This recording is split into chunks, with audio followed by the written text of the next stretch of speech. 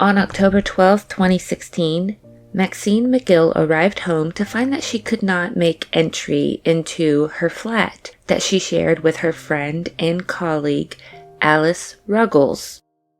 The front door was double locked, as Alice had been living in fear for the past 3 months. Maxine tried calling her friend, but she wouldn't answer her phone, so she had to look for another way to get inside. Even though the girls lived on the ground floor, the windows were kind of high, so Maxine walked to the back of the house and managed to climb up a drain pipe and pull herself into her friend's bedroom window. Nothing looked too suspicious. She noticed the doors were off the wardrobe, but everything else in the house was in order, until she made it to the bathroom. There was obviously a struggle as the contents of the bathroom were knocked to the floor. But the most horrifying scene was seeing her friend lying in a pool of her own blood. There was no question who did this. Alice was having trouble with an ex-boyfriend who could not come to terms with her breaking up with him. But no one really thought he would take things this far.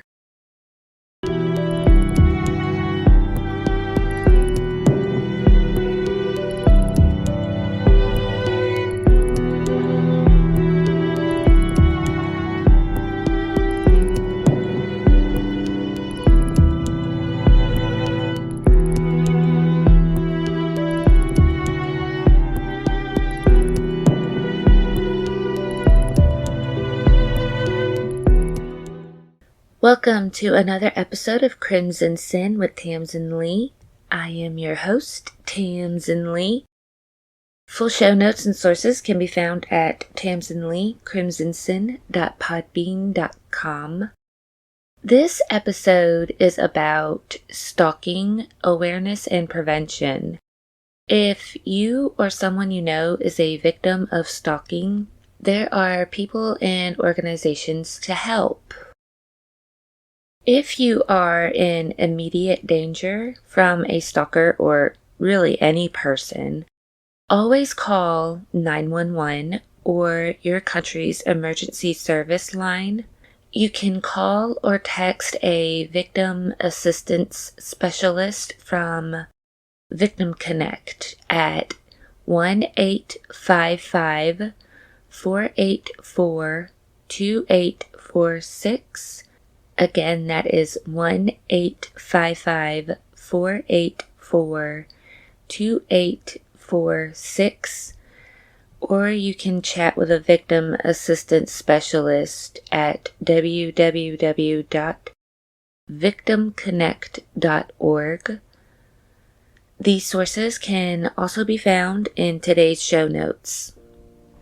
Today's case takes place in England, and it happened somewhat recently in 2016.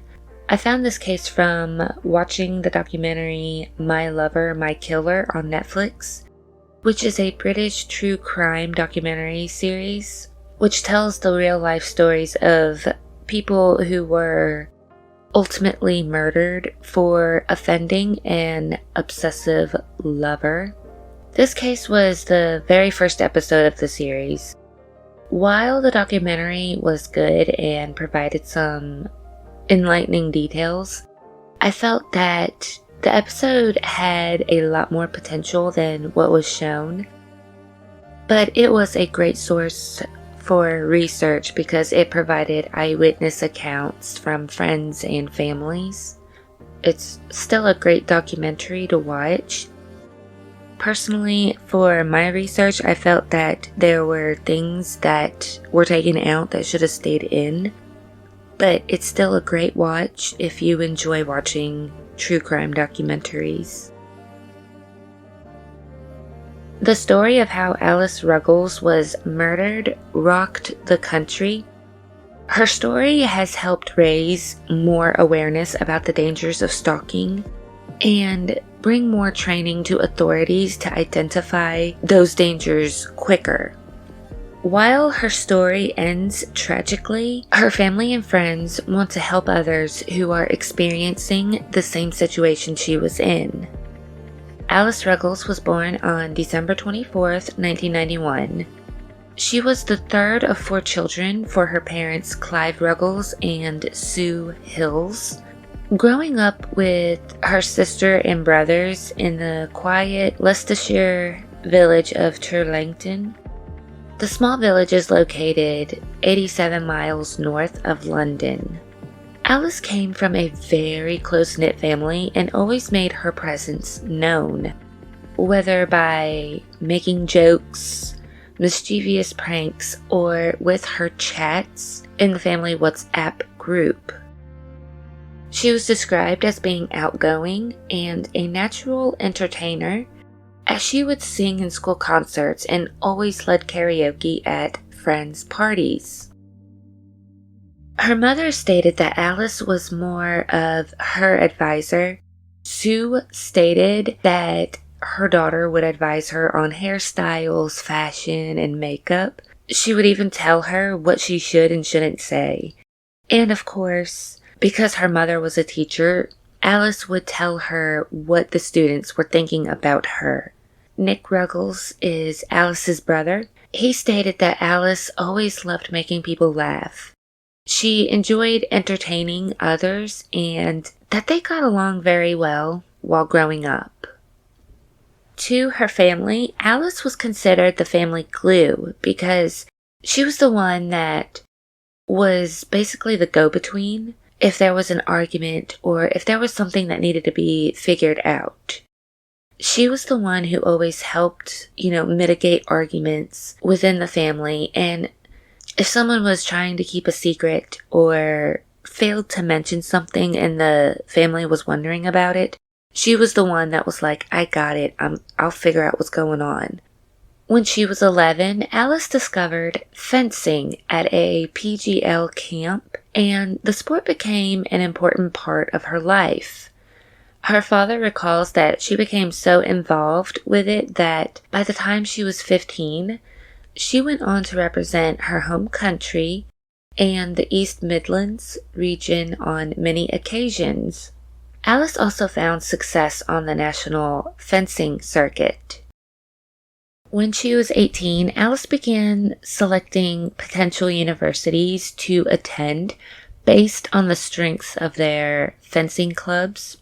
Eventually, she chose Northumbria in Newcastle, where she would become club captain.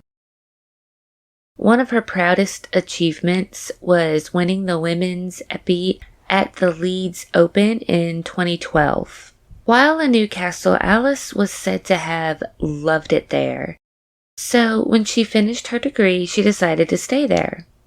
For about a year or so, she was employed in bars and such so that she could afford to pay her way until she was able to find employment at Sky.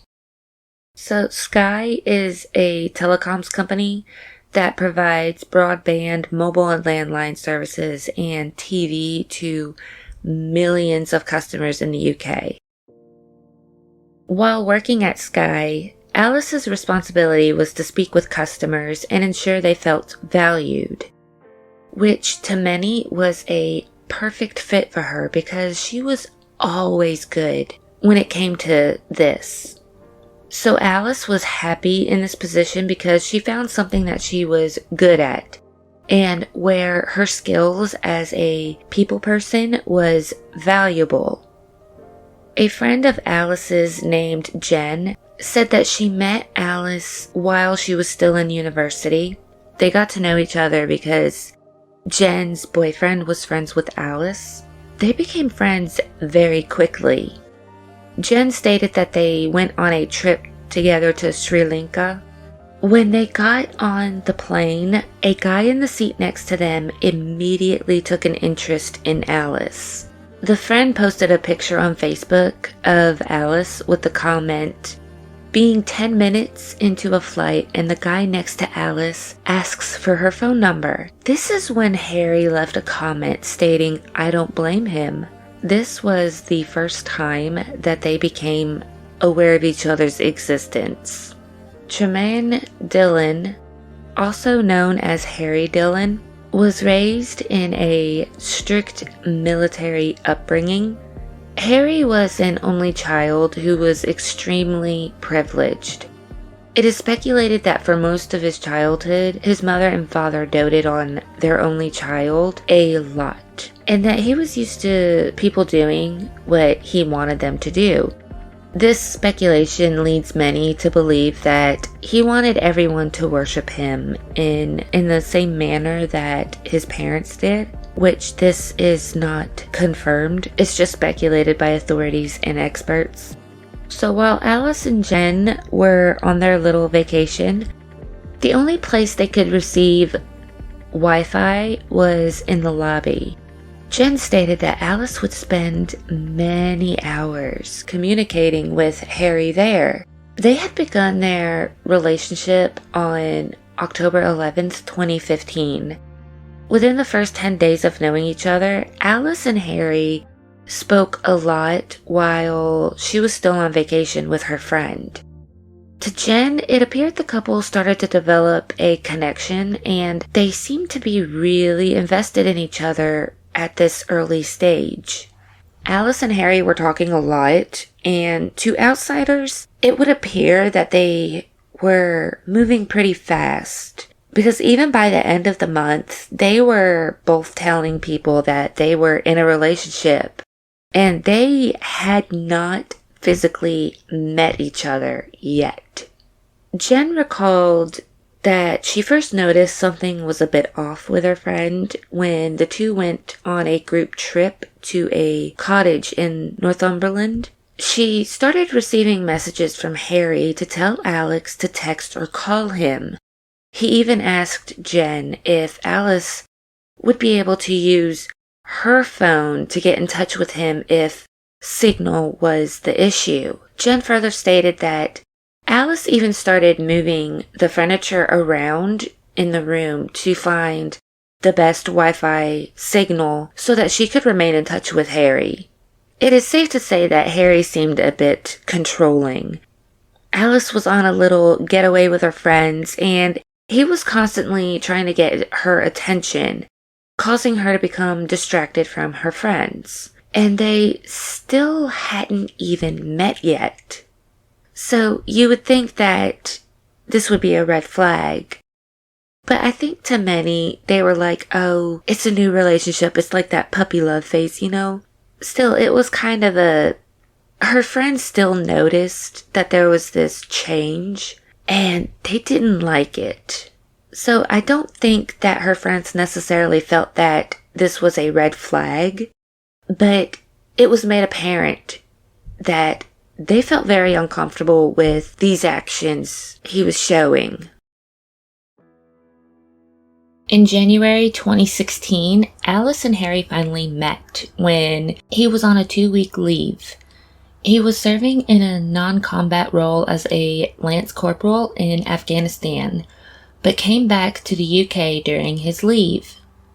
His barracks was roughly 120 miles north of Newcastle in Penicuik, south of Edinburgh.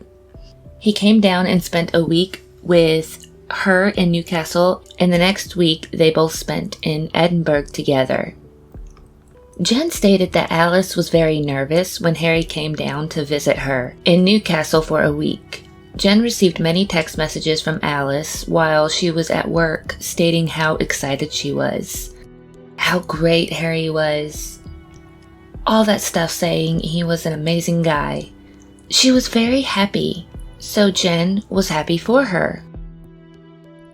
The first time Alice's parents met Harry was during the Maybank holiday, when they came down for the weekend.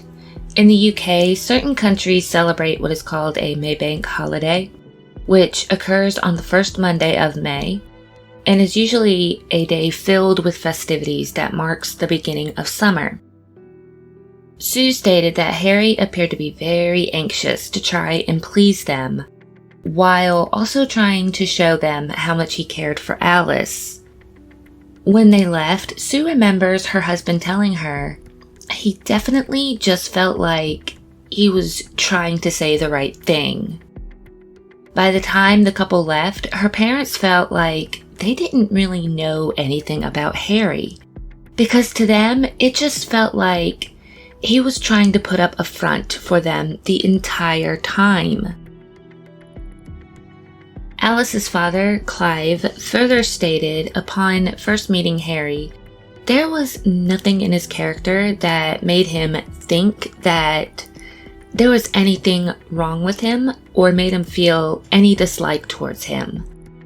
From their short interaction, he just felt that Harry was friendly enough. The couple returned to Alice's parents' house a few weeks later for the second Maybank holiday, which occurs on the last Monday in May, to which Clive recalled things were a little more strained at that time. While things between the couple were strained, they continued their relationship. Sue stated that Harry wasn't exactly the boyfriend she wanted for her daughter, but she felt that if he was what Alice truly wanted, then she could put up with him. Which I think a lot of parents probably go through this when it comes to the partner their children chooses, which I haven't experienced this just yet. My daughter's only 7, so hopefully I still have a little time. But I think I would at least, of course I want her to be happy, but also I would want to be able to somewhat get along with her spouse. So I think this is something that all parents really go through.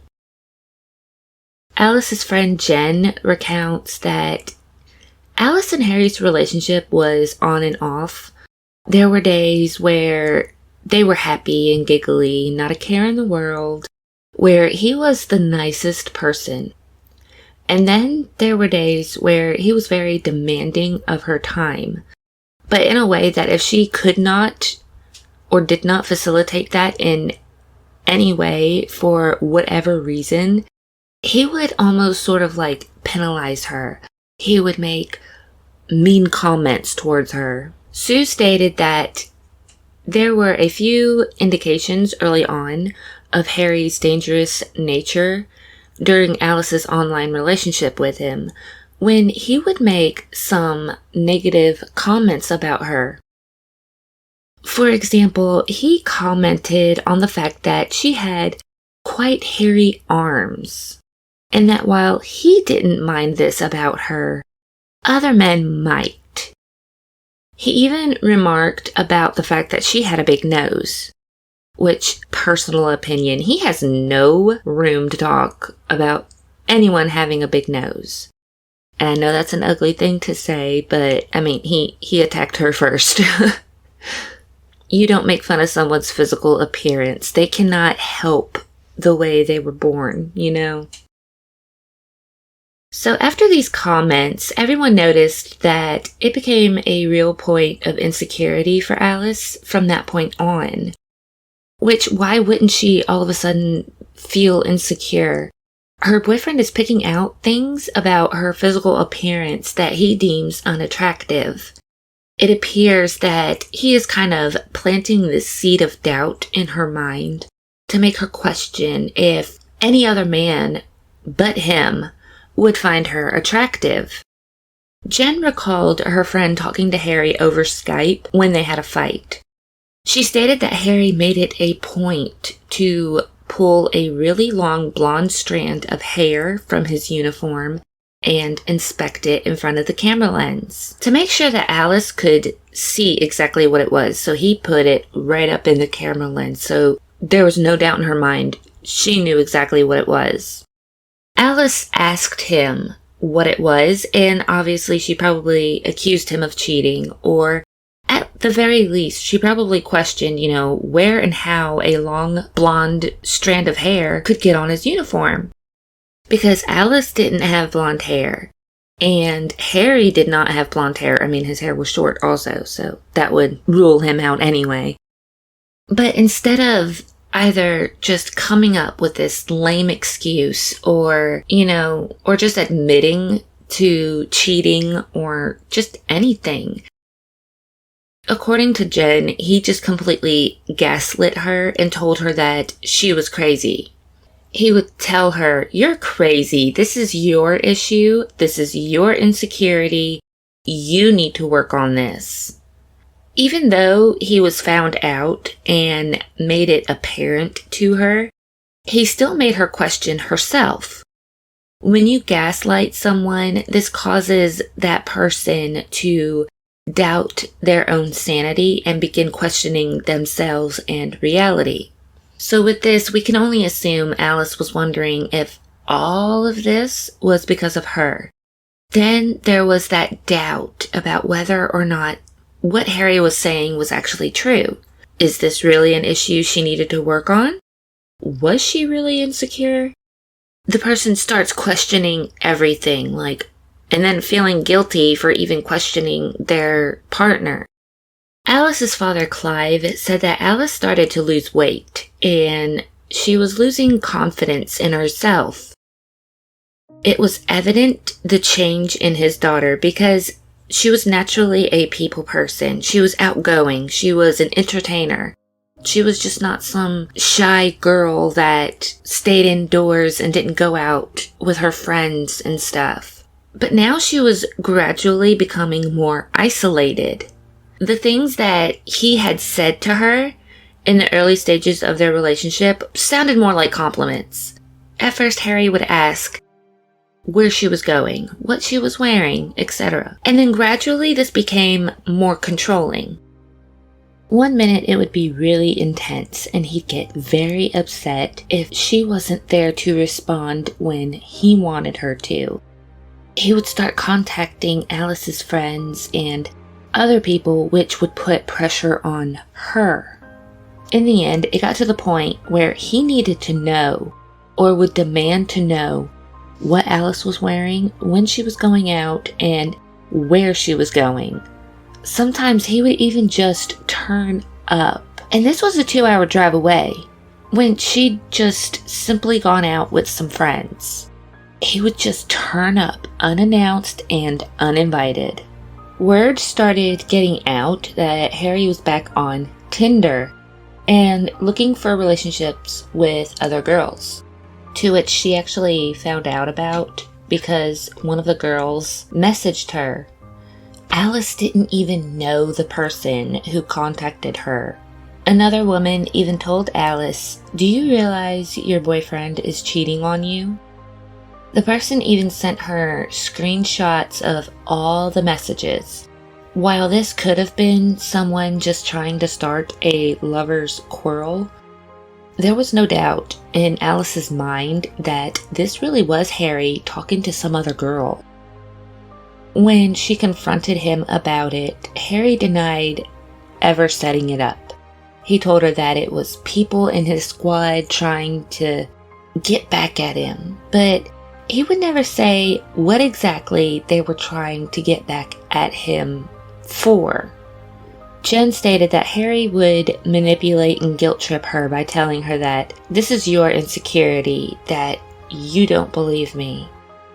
And he would just keep saying that, I'm a good man. I would never do something like that.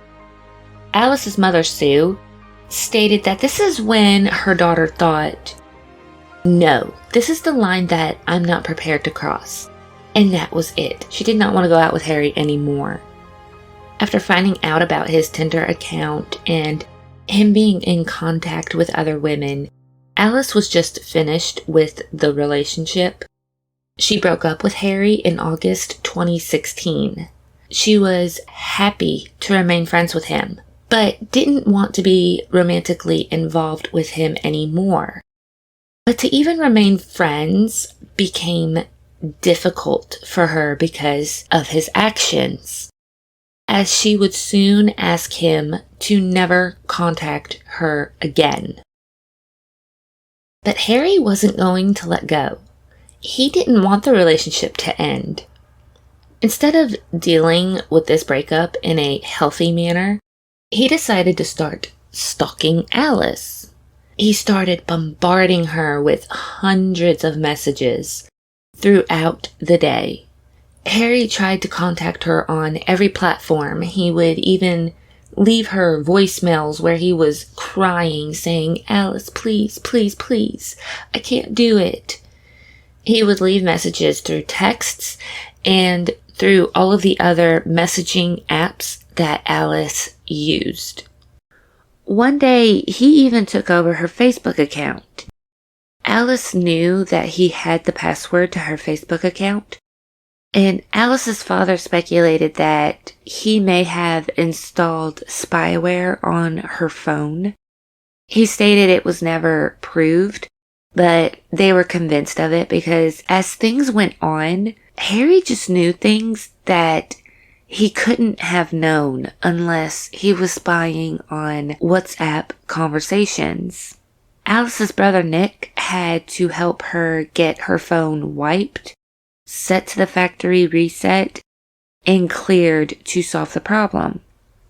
Nick remembers Alice stating it had to have been Harry who had done this, but while Nick probably thought that it was odd for her to accuse Harry of this, he didn't really think the situation with Harry was dangerous. At this point, Harry is, closing down on her world. He's figuring out what she's doing, where she's going, keeping tabs on her social life, and just making her live in fear. She has to make changes and regulate her behavior. So she was afraid to, go out and do anything. So really, it came to the point to where he was oppressing her because she wasn't in a relationship with him anymore, so he couldn't control her in that way. Now he's trying to get her back, yeah, but he's just scaring and terrifying her, which he would have been scaring me too. Because he was stalking her and making her live in fear, this is like a 24/7 cycle of psychological abuse. But what Alice didn't know was that Harry had done this before. Apparently, Harry has had a history of not being able to accept the end of relationships. He was subject to an order prohibiting him from contacting another woman in Kent, which is speculated as to why his barracks was in Edinburgh instead of closer to where Alice was, because there is a barracks that is closer to where Alice was living, but that would be near Kent. And since he had basically a restraining order out on him, he couldn't go there. So he would have to be moved to a different barracks in England. Alice didn't know that Harry had a history of stalking, control, abuse, and behaving very badly to rejection. Before he met Alice, Harry had seen an ex-girlfriend in town with her new boyfriend. He went up to her and spat in her face. This is when a restraining order was taken out against him. Eventually, Alice moved on from Harry. Jen remembered hearing through friends that Alice started talking to someone who lived in Germany, to which she contacted Alice to hear more about this person. She had met this new guy who was a friend of her sister's, who was a decent person, probably even more stable than Harry, right? On September 22nd, 2016, Harry tracks down the man that Alice started talking to and contacted him through Facebook. I wasn't able to find anything about what Harry may have said to the man, but we can only imagine and speculate that, he was basically trying to get a feel for him and probably put an end to his attempts at dating Alice. At the end of September, Alice's father stated that this is when everything came to a head. Alice was living in a flat in Gateshead, which was across the river from Newcastle. She was living there with a colleague from work, and she was also, Alice's friend, named Maxine. Alice was becoming very worried and frightened about Harry. She started having colleagues from work drive her home every night. Alice had even put double locks on her front door, and she would have her coworkers drop her off right at the front door. Maxine would try to stay home with Alice as much as possible, but Maxine was a young adult also. She had a boyfriend. She had, other things she wanted to do. So she tried to stay home with Alice as much as possible, but, she also wanted to go live her life also, right? On this particular night, on September 30th, 2016, Maxine was in Durham with her boyfriend, leaving Alice alone in the house. A little while after Alice had arrived home from work, there was a knock at the front door. So she looked out the peephole to see who was there, but there was no one. This happened at least 3 more times throughout the evening. Alice's bedroom was near the back of the flat, and her friend lived on the ground floor.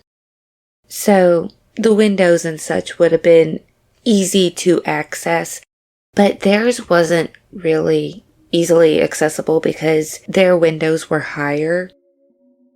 So when it starts to get dark outside, Alice decides that she wants to go to bed. Just as she's starting to fall asleep, she hears a knock on her bedroom window, which is right behind her bed. Alice opened the curtains to find Harry standing there. He had put some flowers and some chocolates on the windowsill. He stood there for a little bit, and then he slowly starts to back away. So he drove 2.5 hours from Edinburgh, climbed over the back fence with some flowers and some chocolate, and left them on her windowsill. Then he just stood there looking at her for a couple minutes before he kind of put his hands up a little and backed off. While Harry was driving out of Newcastle, he decides to leave Alice a voicemail stating, "Hey Alice, after we spoke, you didn't want to speak. Well, you didn't want to call me again. So that's why I decided to come down to give you some flowers and chocolate. Now I'm on my way back. If you want to take it, you can take it. If you want to bin it, you can bin it. It's completely up to you. I just wanted to do something just to say I'm sorry and show that I really am sorry." Of course, this completely freaked Alice out, that he climbed over the back fence and tapped on her window, especially after she had specifically told him to never contact her again. She decided to tell her friends about what had happened. So Jen and a couple of their friends started to urge Alice to go to the police, to talk to somebody about everything that was happening, just find some advice as to what to do. Alice's sister was even pushing her to do the same thing.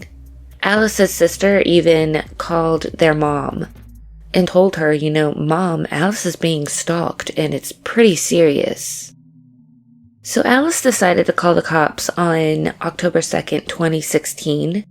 She tells them that she needs advice, stating that she had broke up with her boyfriend about 3 months ago.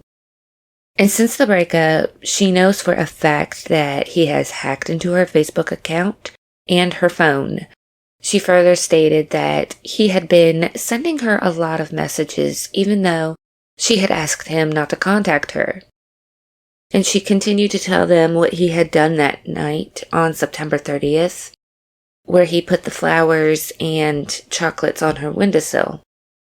Her father stated that listening to the phone call between the emergency service operator and Alice, it was almost heart-wrenching for him to listen to because she sounded almost apologetic for calling them. She was very polite. She wasn't screaming on the phone that, she was frightened and needed help. She was just very polite and civil.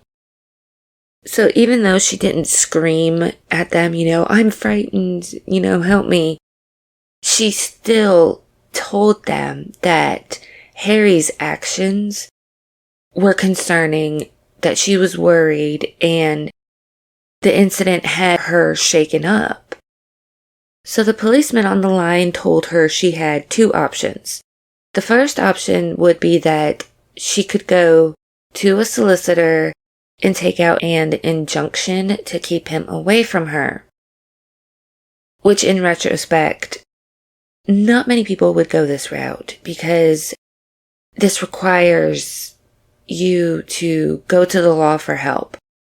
Not many people know a whole lot about lawyers and, all of the laws pertaining to stalking and, stuff like that. So not many people are going to go that route for help because while this would ultimately end the stalking for someone in Alice's position, it becomes a matter of, how much does this cost and how much time is this going to take?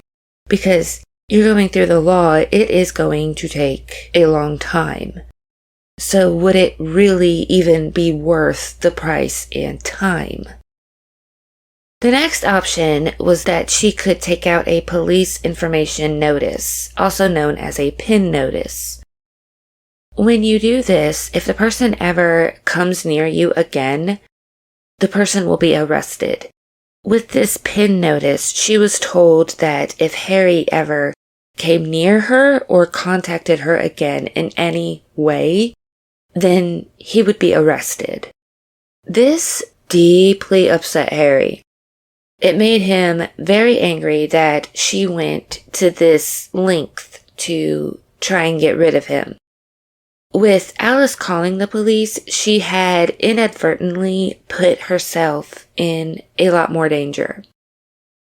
Which really, she did the right thing because she was scared and wanted him to leave her alone. I mean, if I were in that position or if anyone was in that position, I think that they would have done the same thing. Because obviously, you're frightened. Who's there to serve and protect? The police. But no one can predict how others will react. The PIN notice is there to give you a peace of mind and show the person in question that you've had enough, Usually you would expect the person to be like, okay, I get it, and just back off.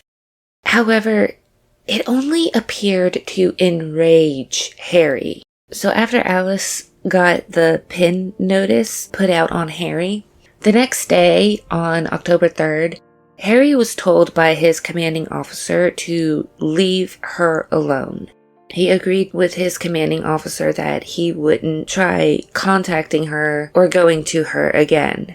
But instead of abiding by this, he sent off a parcel to her that very same day.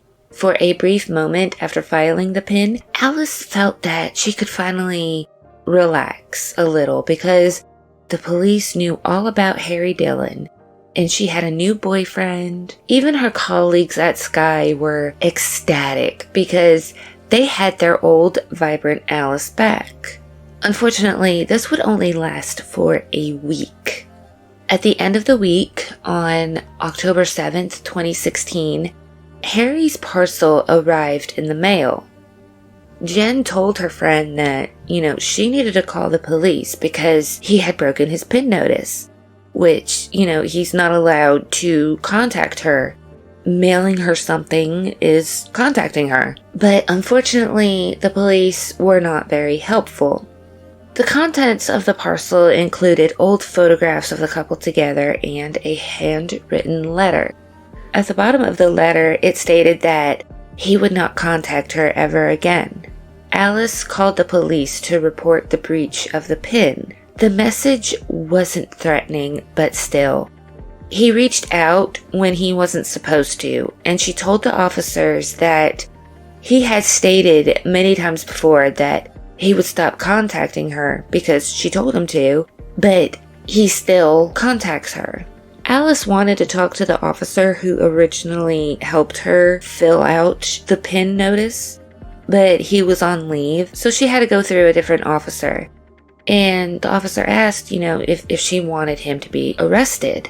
But Alice declined because she didn't want to destroy Harry's career. He was in the army. He was currently receiving training for the Special Reconnaissance Regiment. So with that stuff in mind, she was like, no, it's just mail, whatever. Alice told her friend Jen and her sister that the police were not helping, and she felt like they actually made her feel stupid for calling them in the first place. Alice even stated that she felt that the police would only respond after he stabbed her. According to Harry, Alice had done 3 bad things against him. She had ended the relationship, she started a new relationship, and she had called the police on him. In Harry's mind, she caused him a lot of grief, a lot of pain. So, in order to get rid of it, he felt the need to get rid of her. In the letter Harry sent Alice, he also stated, "I know you belong to another man now." This is another instance of a missed opportunity for authorities to help Alice, because according to experts, this was Harry basically stating that Alice was an object. She was an object that could be obtained. Sue, Alice's mother, had stated that she remembered Alice even briefly considering restarting her relationship with Harry as a means to end the stalking. Alice brought the idea up to her mother, who told her, no, don't do that. You need to stay away from him. On October 10th, 2016, Harry left Edinburgh to go to Newcastle. He took 2 photographs of her house at the bathroom window in the back. And on October 12th, 2016, he came down again, sat and waited down the road from her flat as he messaged a girl on Tinder looking for a casual hookup. In the meantime, Alice was getting ready to leave work. Again, one of her colleagues drives her home.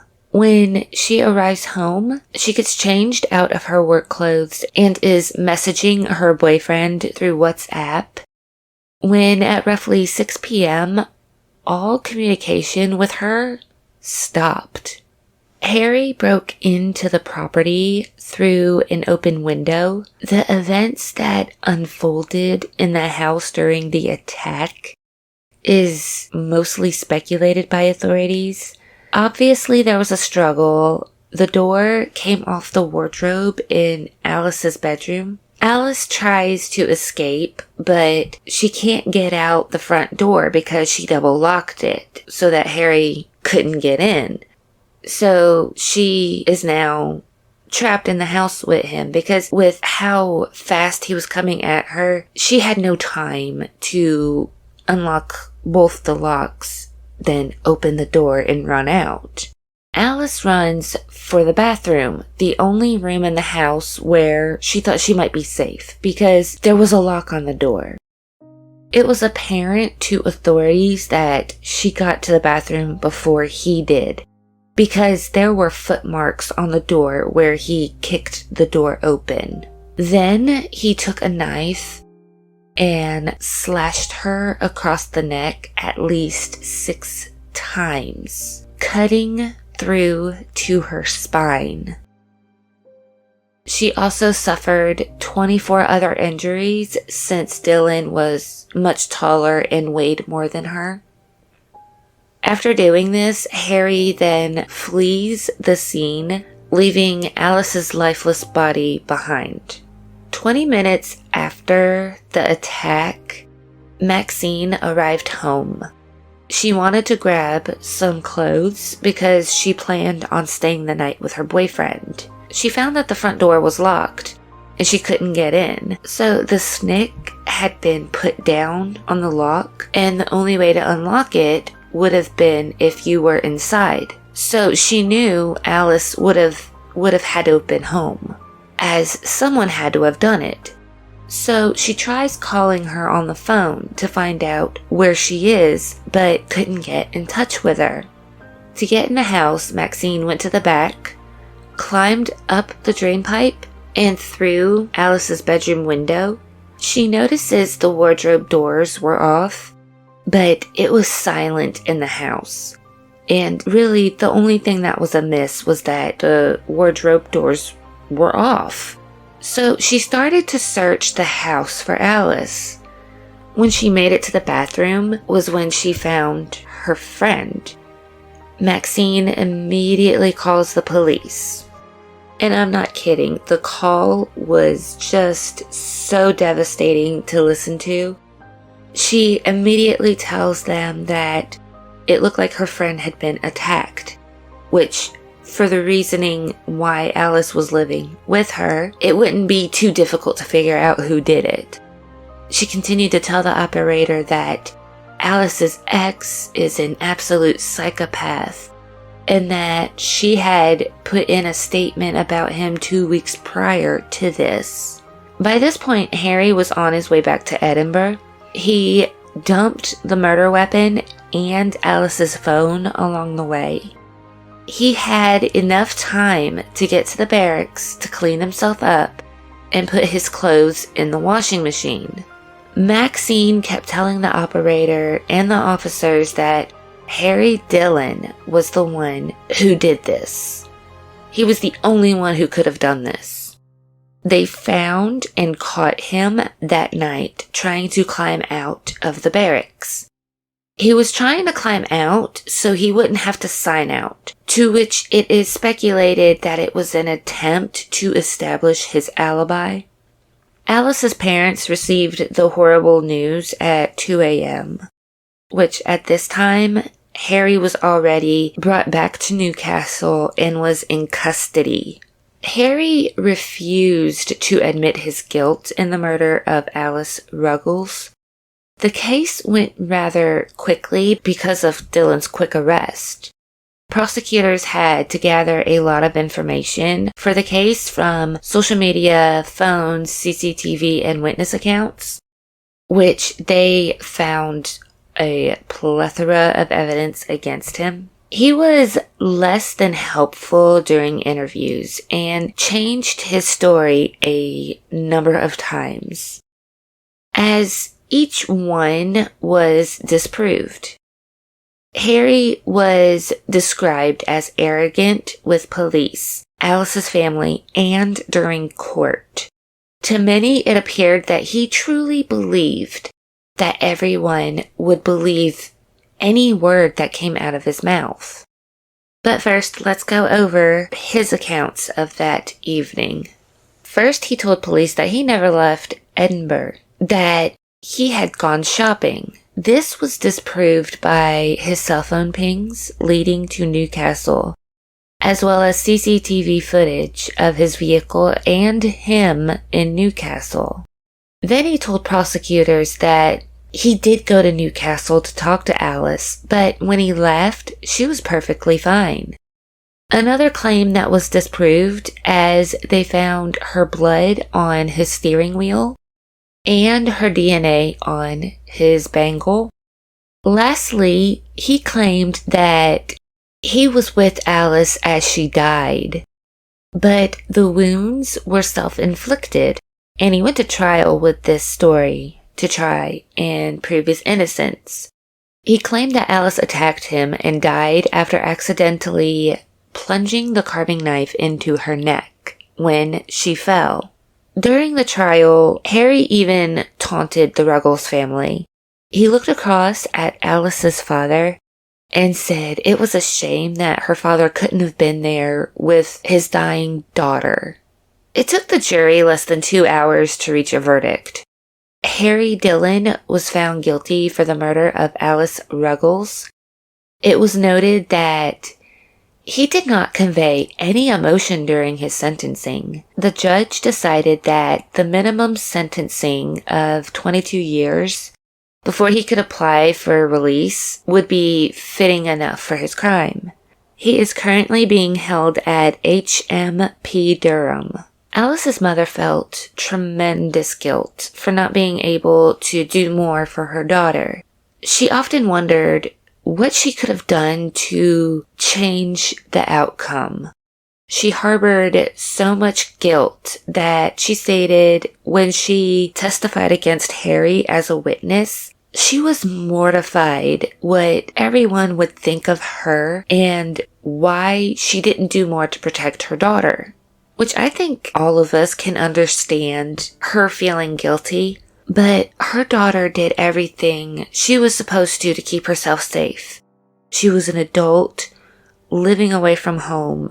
There wouldn't really have been a whole lot legally that the mother could have done besides talk to her daughter and support her emotionally. The problem is that Harry was not stable and took advantage of the window being open that night. But also in this world, everyone knows that there are people out there who have the capability to murder, but you never really know who will act on it. You never know when they will act on it. And mostly, I feel that no one really knew just how dangerous Harry Dhillion was, because I don't think anyone really expected him to act on them. No one had prior knowledge. Alice, her friends, and her family didn't have that prior knowledge of Harry having a restraining order out on him already from a previous relationship. So they didn't know he was a stalker. They didn't know it would have escalated to murder. Also, her parents believed that due to Alice's politeness while talking to the police on the phone, it may have led authorities to believe that she was not in immediate danger. After mishandling the case and not taking the stalking seriously, authorities received a lot of backlash from the public. However, they are trying to learn from their mistakes and provide proper training to officers to establish threats. Clive Ruggles stated that he doesn't feel anger towards the authorities for failing his daughter because they admitted to their mistake and they promised to learn from it so that other families won't have to experience this. The Ruggles family set up the Alice Ruggles Trust, which brings awareness to stalking and to its victims. And it also helps those experiencing stalking to find the help they need to prevent tragic outcomes. Alice Ruggles will forever be remembered as a loving daughter and friend who spoke kind words and was able to drink more gin than anyone else in the house and still be okay while everyone else was passed out. This is how her family and friends remember her and how they want everyone to remember her. So what do you think of today's case? Do you think Harry Dhillion received the punishment he deserved? Let me know your thoughts and requests in the comments. Thank you for listening. Stay safe and I will see you for the next episode. Bye.